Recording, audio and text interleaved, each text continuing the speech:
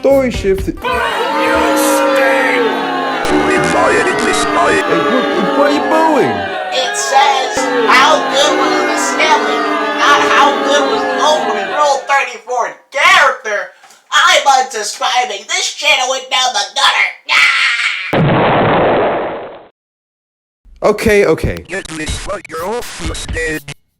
I know this is technically not a skeleton, but he takes the place of a Sans and is swapped for them, and they also appeared with 2 other Skele bros in the Bad Time Trio, and they have a skeletal system inside of her, so it counts. Fight me.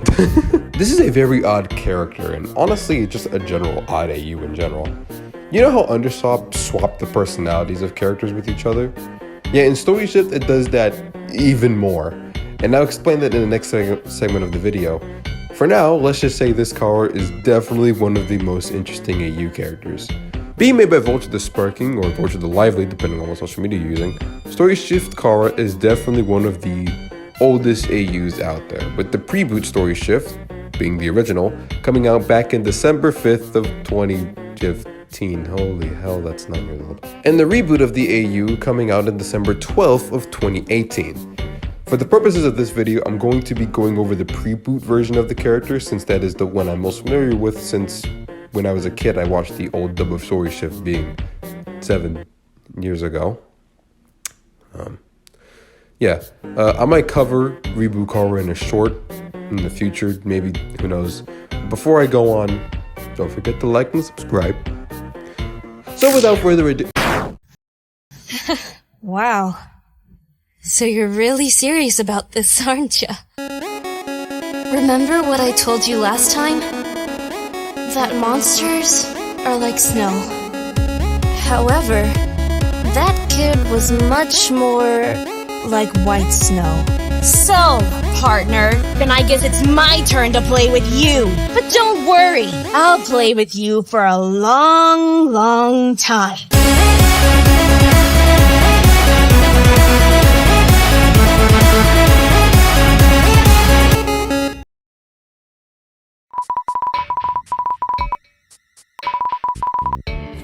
The story of Storyshift Chara is a fairly simple one. It basically, literally speaking, is the story of OG Undertale, but with characters shifted in different places. For example, in this AU, Sans is the king of the underground and Papyrus is the keeper of the ruins, with Toriel instead being the head of the royal guard and Asgore taking the place of the royal scientist. And in Chara's case, they got the role of Sans, or in better words, the judge. It literally seems like Vulture was just shooting out random roles at different characters. Just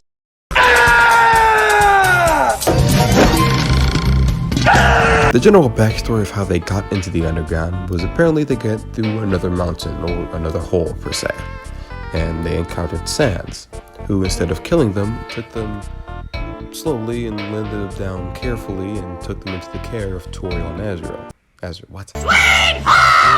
Toriel and Asgore, who surprisingly in this AU, they're actually still together, which is actually pretty surprising.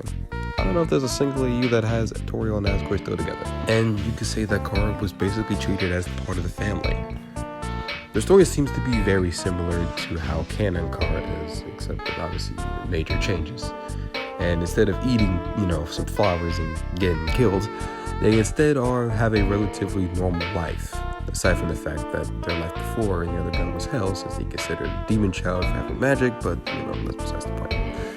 The story throughout the comic, at least in the pacifist run, is kind of be the person you can relate to the most.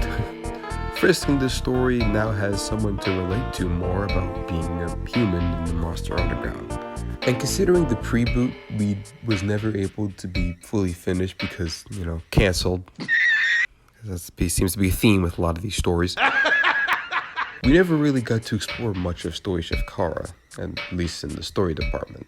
So that's kind of all we have in terms of their story or background, you could say. But the character writing is actually where things get pretty interesting. Chara is a character who constantly seems to disassociate themselves from even being remotely considered a human, especially with how they talk about them in the resort scene. Their background are shown that they were... The character writing is where things get really interesting. Chara is a character who constantly seems to disassociate themselves from even being considered remotely human, especially with how they talk about them in this resort scene. The background seems to show that they were mistreated by humans in the surface, and she climbed up from the mountain to escape from them.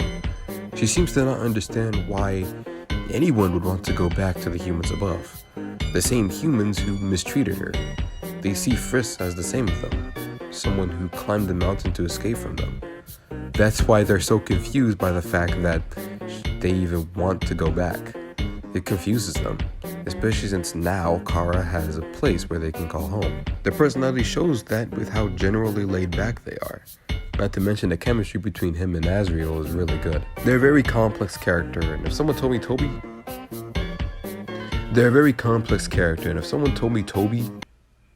Oh my god, that's a tongue twister.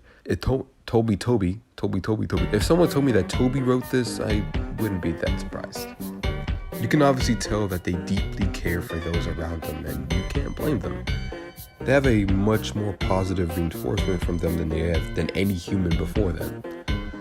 They have a family, a loving family who cares for them deeply and wouldn't want anything else. That's where a lot of their character thrives, and even then, this Chara isn't just Chara with Sans personality. No, this Chara is the character Chara from the OG Undertale, just taking the role of Sans. And you can see it. This is honestly some of the better dialogue I've seen from any story from Undertale fan creators. Now, again, we didn't get a lot, unfortunately. Cancellation. But from what we got, it was pretty good. The fact that it got rebooted is kind of heartbreaking because there was so much more to see in this version of Storyshift. Hell, we never even saw Vulture's canon version of Sans. And if you're wondering, yeah, that's why I opted to choose Chara over the actual Sans in this verse. Because, well, there's nothing canon to him. Nor does anyone care about him, so, yeah.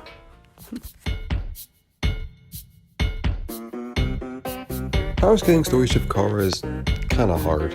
In both versions, the reboot and the pre-boot, there's not much shown of Storyshift Chara's capabilities. A lot of what's seen in fan animation and comics and games is not technically canon. But that's boring, so I'm just gonna put them in anyway.